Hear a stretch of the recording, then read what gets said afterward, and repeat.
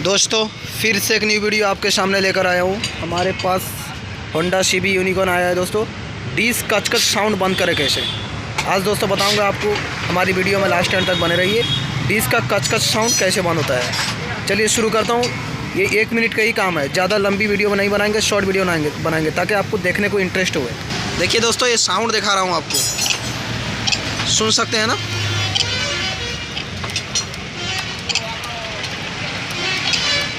ये साउंड को बंद कैसे करते हैं।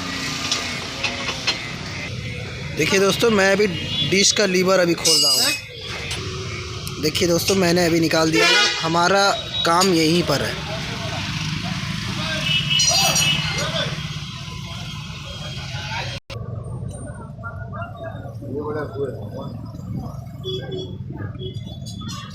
अब दोस्तों हमने बना दिया है। अब चेक कर रहा हूँ, आपको दिखा रहा हूँ। देखिए दोस्तों, मैंने यहाँ कच साउंड बंद कर दिया है।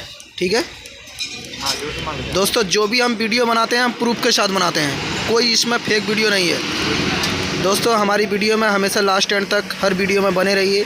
आप BS6 की भी वीडियो देखते रहेंगे, BS4 BS3 सब की वीडियो आप देखते रहेंगे। Indian bike mechanic YouTube channel को हर वक्त लाइक कर दीजिए, सब्सक्राइब कर दीजिए। और एक चैनल है मोटरसाइकिल मैकेनिक भद्रक। दोस्तों वीडियो में इतना ही।